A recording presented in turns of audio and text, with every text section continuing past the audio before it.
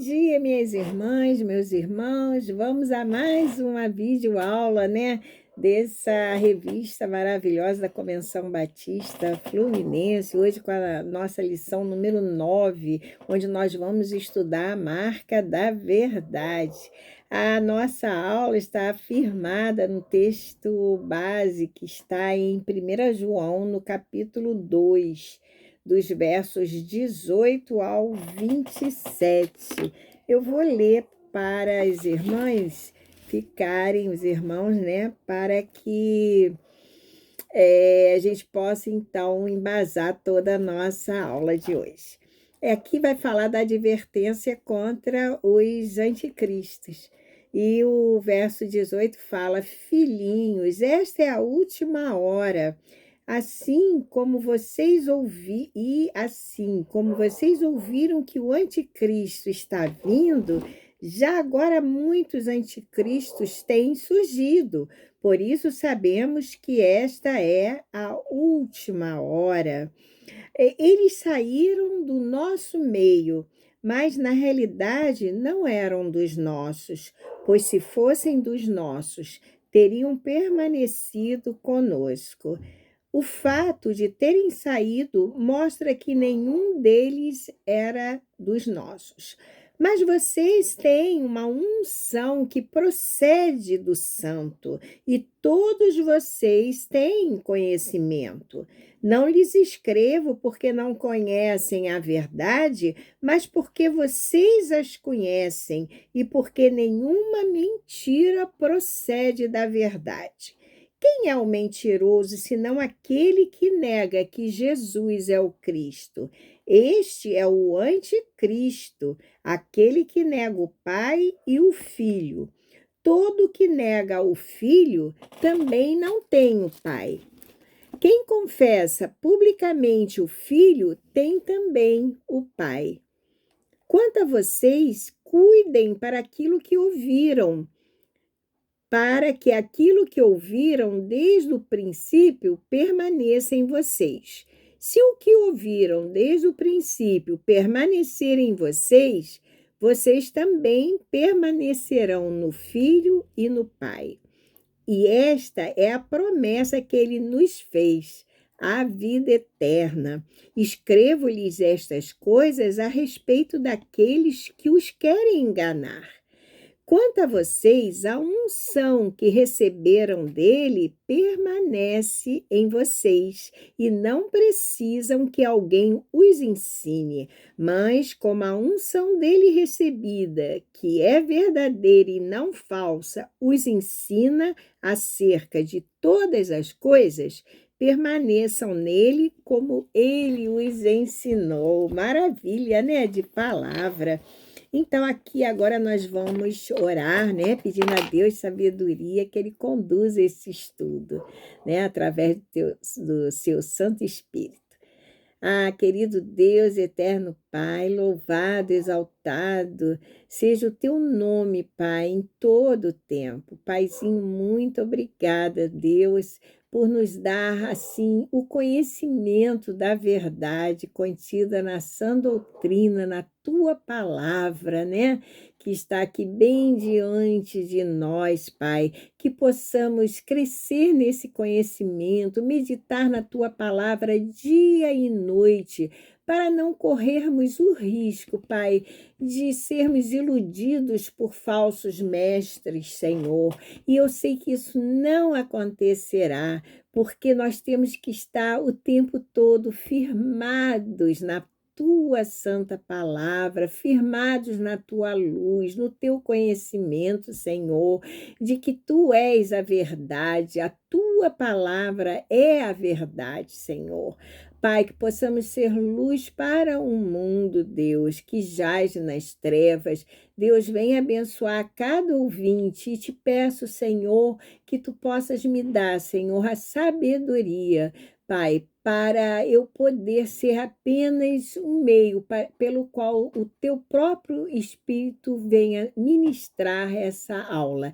É a oração, Paizinho, que eu te faço, em nome de Jesus Cristo. Amém. Então, agora vamos conhecer o alvo, né, da nossa lição, que é onde nós queremos chegar com o estudo da lição como um todo. Então, ao final do estudo, nós deveremos confrontar, né, a nossa vida com os ensinos das sagradas escrituras e abandonar o que não agrada a Deus, né? Ou seja, as falsas doutrinas. Vamos conhecer os propósitos da lição? No sentido cognitivo, no sentido do saber, né? Ao final, nós deveremos entender que, como filhos de Deus que somos, nós devemos fugir da mentira e nos firmar tão somente na verdade na verdade da palavra, né, de Deus.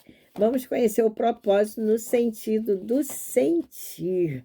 Então, ao final do estudo, nós deveremos perceber que a vida cristã, né, também é feita de escolhas, né? Mas o Espírito Santo nos ajudará a decidir, a discernir o que agrada ao nosso Senhor. E, finalmente, vamos conhecer o propósito no sentido do agir. Ao final do estudo, o que eu deverei fazer?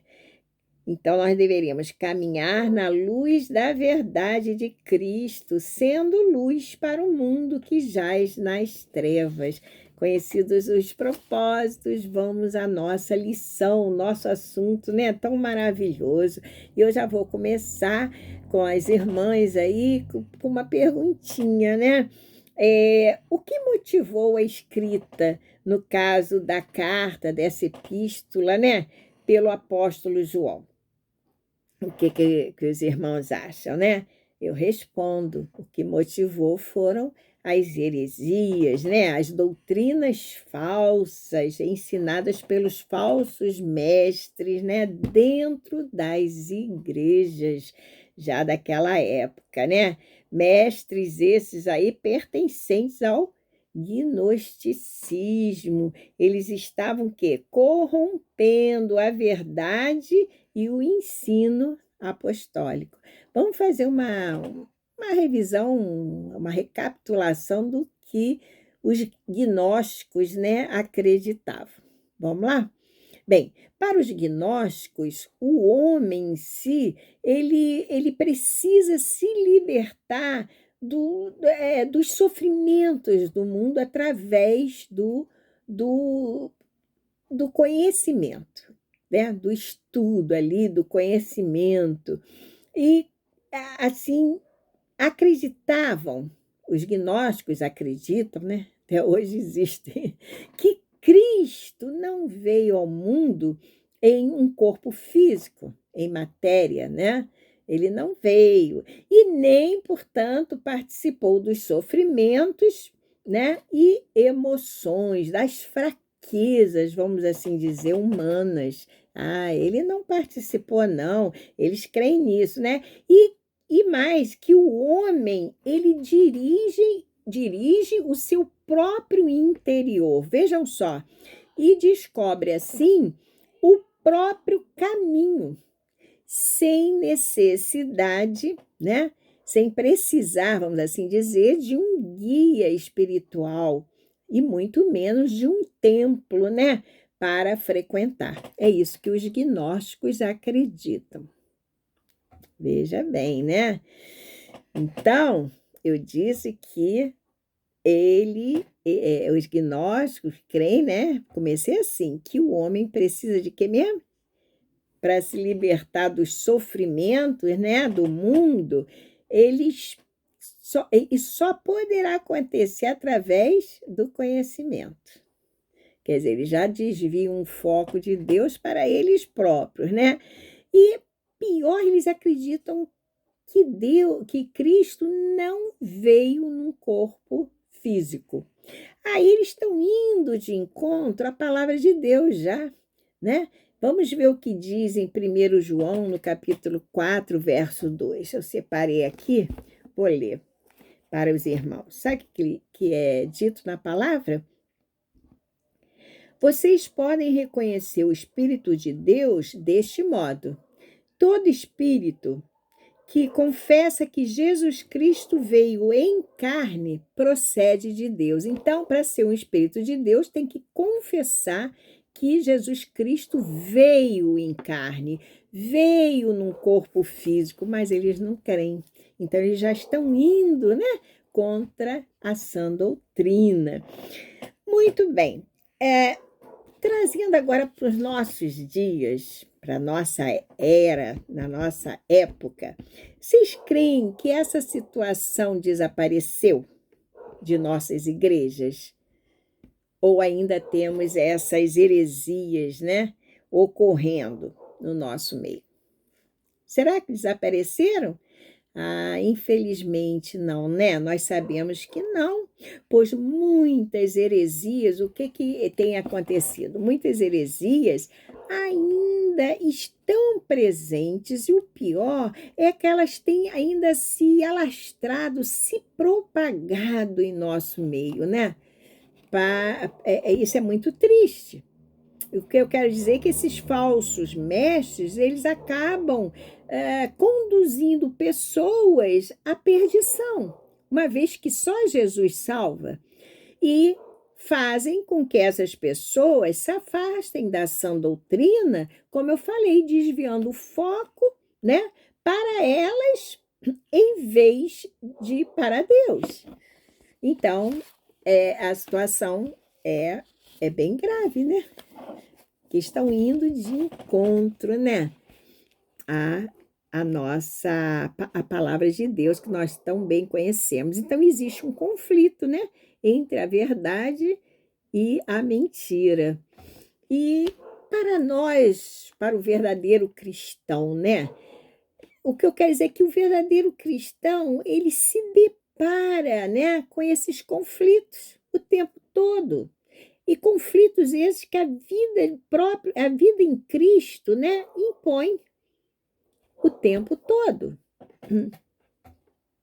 né? Vocês veem que João, vamos ver que conflitos são esses, né? Que João destaca muito bem na sua carta, na carta de 1 João, existem lá 5 capítulos. Se vocês folhearem, vocês vão ver que João, ele apresenta oposição entre luz e trevas, não é verdade?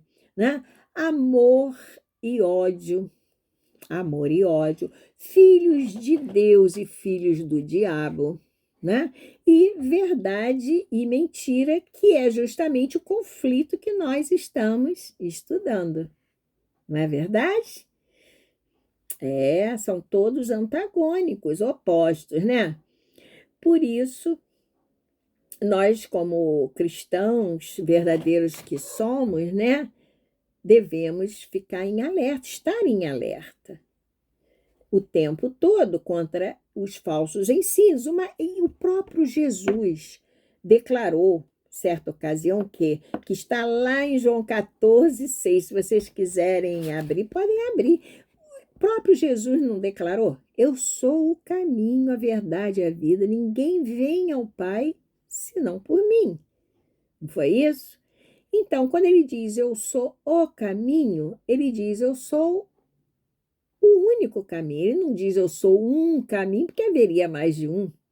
Ele diz eu sou o caminho, né? O único caminho que conduz a Deus. Eu sou a verdade, né? Eu sou o caminho, a verdade e a vida. Que vida ele se refere? A vida eterna que ele tem prometido àqueles que o seguem, né? Que o tem como mestre, como salvador, né? Como seu Senhor. Então, a verdade é Jesus. Nós não podemos nos esquecer que tudo que ele ensinou, tudo que ele fez, né? Que está contido aqui nas Sagradas Escrituras, tudo aquilo que ele prometeu é a verdade. Ou é verdade? E tudo isto está contido aonde? Está contido em seu Evangelho, né? Que faz parte do Novo Testamento da Bíblia Sagrada e que Paulo tão bem a designou de sã doutrina, que eu gosto muito, né? Bom, como nós assim sabemos, né? A palavra de Deus não muda, né? A palavra de Deus é imutável, não é verdade? Ao longo do tempo, ela não muda. E a verdade do Evangelho continua sendo a mesma. Deus, afinal, é o mesmo ontem, hoje e eternamente. E em qual verdade todo cristão, afinal, está firmado? Todo verdadeiro cristão, ele está firmado numa só verdade, não é? Ele está firmado assim, o homem está morto em seus pecados, né? E Cristo Jesus, o Filho de Deus, né, morreu na cruz, derramou seu sangue inocente para que todos aqueles que nele creem tenham, né, não morram, não pereçam, mas que venham a ter a vida eterna. Isso está em João capítulo 3, né, verso 15. Podem conferir. Sabe qual é o triste disso? O triste da sociedade moderna é que o homem, ele prefere, né? Ele está preferindo a mentira que lhe conforta, tá? Do que a verdade que lhe confronta. Então, ele prefere a mentira à verdade. Assim, se eles preferem a mentira, né? Que que os conforta, que os deixa na zona de conforto, né? Que não requer mudanças, eles continuam a realizar as obras da carne. Infelizmente, a buscar os prazeres mundanos, né? O enriquecimento, muitas vezes, e a sua prosperidade, um termo que está tão bem usado, muito usado, né? Aí nos nossos dias, as igrejas que tem por aí falam muito, né? Nós temos que lembrar, né, que muitas vezes essa prosperidade ela obtida de uma forma ilícita, né? Mesmo que ilicitamente eles estão indo em busca, né, da prosperidade, não se importando, o que eu quero dizer, com os meios que se utilizam para esse fim. É a tal história, né, a questão do amor ao dinheiro, né? Para isso vale tudo. Por quê? Porque as suas consciências, né, as suas mentes estão o quê? Cauterizadas, né? Mentes cauterizadas, insensíveis, né? Insensíveis, não estão nem aí se oprimem alguém, se usam de corrupção, né? Isso é muito grave, né? Se são desonestos em seus negócios, seus próprios negócios, né? Aí entra a questão se recebem vantagens financeiras, como propinas mesmo, subornos. Não estão nem aí. As mentes estão cauterizadas, insensíveis, né? Ledo engano de acharem que assim vão se dar bem. Podem até se dar bem nessa vida, né? Mas o que diz a palavra de Deus para que a gente possa confrontar, né? O que diz? Lá em Romanos, no capítulo 14, verso 12, diz, né? Perdão, pois de todas essas coisas o homem terá que dar conta a Deus. De todos os seus atos, né? Nós deveremos prestar contas a Deus. Ainda diz mais, que qualquer que quiser ser amigo do mundo, constitui isso o quê? Inimigo de Deus. Tiago 4:4, né? E sempre nós devemos lembrar, deve ser sempre dito, né? Que a mentira que conforta, né? Os leva à morte, né? E já a verdade, né, que confronta, liberta o homem do pecado, né, e o leva à vida eterna. Isso é algo muito importante, muito importante. Então, a mentira é a marca dos falsos mestres. E o apóstolo, né, João, nos adverte que todo o ensino, todo ele que nega Cristo, ou até mesmo distorce a mensagem do evangelho, né, é uma mentira. Eu li para vocês. E aqueles que a proclamam são quem? Os anticristos. Aqueles que a proclamam são anticristos, né? Aqueles que difundem essa mentira por aí, né? E nós também bem sabemos e conhecemos que o pai da mentira é o diabo. Não sabemos? Sim. E também sabemos que o anticristo, né, se levantará nos últimos dias. Então, nós já estamos vivendo, né, esses últimos dias. O anticristo é quem? É aquele que imita, né, que se opõe a Cristo em tudo. Não é verdade? E sabe como Paulo os chamavam? De lobos ferozes, né? Está lá em Atos 20, eu vou ler, do 28 ao 31. Perdão, que caiu meu celular, perdão. Então, está em Atos, vou ler aqui, 20, né? Do 28 em diante, abriram? Se quiserem acompanhar, né, na versão NVI. Cuidem de vocês mesmos e de todo o rebanho sobre o qual o Espírito Santo os colocou como bispos, para pastorearem a igreja de Deus que ele comprou com seu próprio sangue.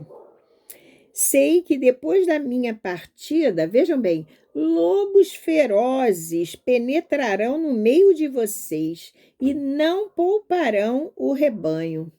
E dentre vocês mesmos se levantarão homens que torcerão a verdade a fim de atrair os discípulos. Por isso, vigiem. Lembrem-se de que durante 3 anos jamais cessei de os advertir, cada um de vocês disso, noite e dia com lágrimas. Forte, né? Muito forte. Paulo aqui dizendo, né, falando que depois da partida dele, ele sabia que lobos ferozes se levantariam, né? E é o que tem acontecido, né? É o que aconteceu e tem acontecido, né?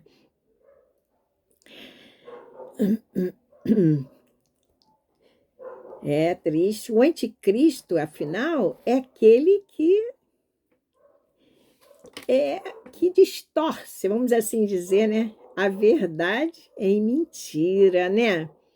Lá em 1 João 4, 1 João 4, dos 3 primeiros versos, né? Nós temos, então, um alerta. Tá? Deixa eu ver aqui, que eu marquei para não... 1 João 4, os 3 primeiros versos, eu vou ler também. Nós temos um alerta para que não sejamos o quê? Inocentes, né? Devemos examinar o quê? Os espíritos, né? Conforme nos ensina, então, o apóstolo, eu vou ler. Aqui vai dizer como discernir os espíritos, né? Amados, não creiam em qualquer espírito, mas examinem os espíritos para ver se eles procedem de Deus, porque muitos falsos profetas têm saído pelo mundo. O 2. Vocês podem reconhecer o Espírito de Deus deste modo. Todo espírito que confessa que Jesus Cristo veio em carne procede de Deus, mas todo espírito que não confessa Jesus não procede de Deus.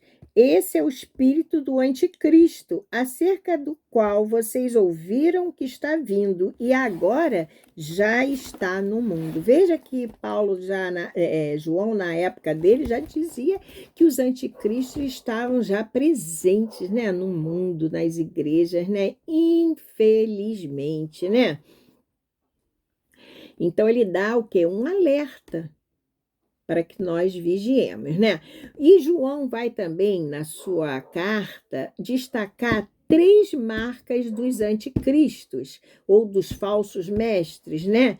Que precisamos ficar atentos. A primeira marca que João vai destacar, vai dizer, é que que eles, os anticristos, saem do nosso meio.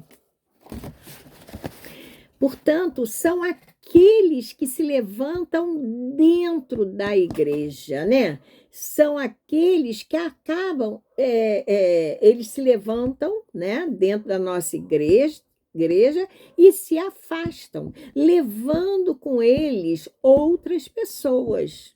E quais são as consequências disso? Esses ferem, né, pessoas, eles ferem irmãos da igreja, né? E contribuem que outros também se desviem da verdade. Principalmente quem? Os novos convertidos, aqueles que ainda não estão firmados na fé, né? E também desviam os simpatizantes dessa pessoa. Sempre tem aquele, né, que vai na onda, assim dizer, né?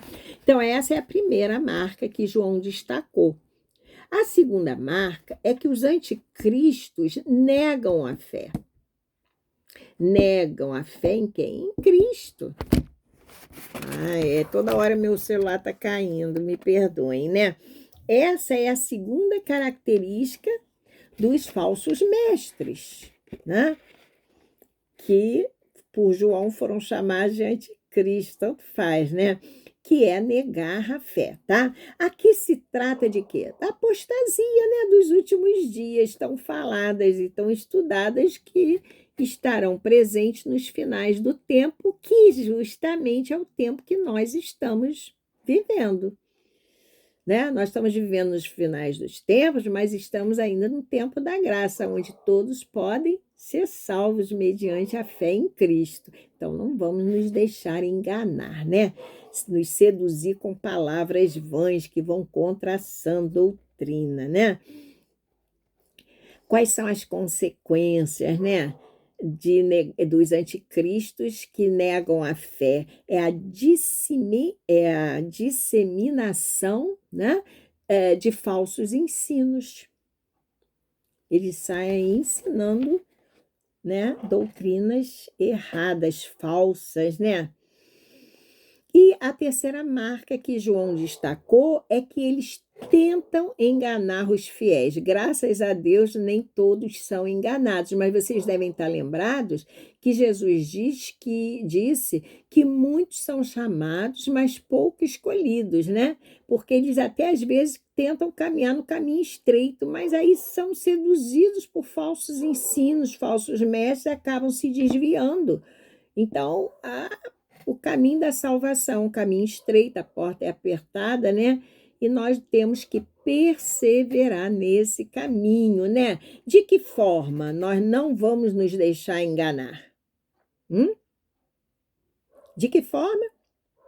Porque nós sabemos que eles são filhos do pai da mentira, que é o diabo, né?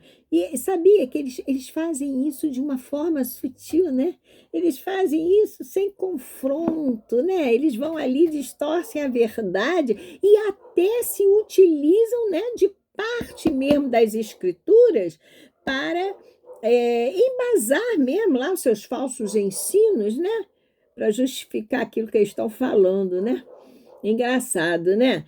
Mas de que forma nós não vamos nos deixar enganar, meditando na palavra dia e noite, né? Crescendo na palavra, crescendo, amadurecendo, né? Caminhando, né? Com orações, súplicas, nós não vamos nos desviar, porque as consequências também daqueles que se desviam não são fáceis, né? Quais são as consequências, né? Aqueles que não estão firmados na palavra acabam de que forma sendo tragados, né? Não sei, pegos por essa armadilha desses falsos mestres, né? Os que não estão firmados, os que são, às vezes, recém-convertidos, né? Aqueles que não têm, entre aspas, tempo, né? Que dizem que não tem tempo para estar estudando, meditando na palavra de Deus, aí eles acabam sendo pegos pela armadilha, né?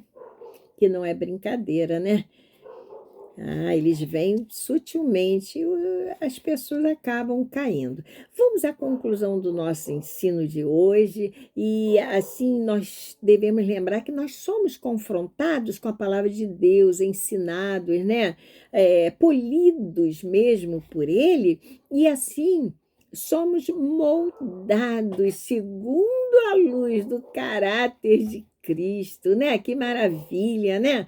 E nesse processo, a verdade deve sempre, sempre acompanhar os filhos de Deus. Mas vimos também que a mentira, né, é a marca dos filhos do diabo, tá? Assim devemos sempre, como cristãos que somos, o quê? Fugir da mentira, né, do engano, caminhando na luz de Cristo, na luz da verdade de Cristo, aleluia. Pois devemos ser o quê, afinal? Exemplos para os que estão na nossa casa, né? Nossos filhos, netos, irmãos, nossos parentes, e para os que estão de fora, para o mundo que jaz nas trevas. Não é verdade? Verdade, né? Então, nós devemos fazer o quê? Buscar viver, né, o evangelho da verdade de verdade, né? Pois nós sabemos o quê? Nós devemos ser boas referências, né? Nós devemos ser luz para aqueles que ainda não tiveram um encontro como nós já tivemos com Cristo Jesus. É uma grande responsabilidade, né? Enorme responsabilidade. É isso aí, a vida cristã, né? É algo assim tremendo que nos desafia, né? Todos os dias nós temos desafios pela frente, confrontos, né? Eu costumo dizer assim, Senhor, se Jesus estivesse no meu lugar, se tu estivesse no meu lugar, como tu agirias, né? Então, sempre buscar, né, fazer a vontade de Deus, isso é importante, para que possamos ser moldados à luz do caráter de Cristo. Você quer ser moldado à luz do caráter de Cristo? Então, temos que ler, né? Para isso, temos que ler a palavra, meditar nela, né? E nos deixar sermos confrontados para que haja mudança, porque certamente você será o quê? Impactado, confrontado, conforme eu falei, né? Aperfeiçoado, né? Polido por Deus. Maravilha! E a partir, né, do conhecimento que vamos adquirindo da verdade, né, das escrituras mesmo, nós vamos viver conforme o evangelho da verdade nos ensina, pois certamente nós poderíamos ajudar alguém, né, a achar o caminho estreito que é Jesus, né? Então é isso, chegamos ao final dessa videoaula, espero que todos tenham aprendido, gostado bastante e que vocês possam meditar, né, direitinho e sempre buscando fazer a vontade de Deus. Que Deus abençoe cada um de vocês. Fiquem com Deus. Até a próxima.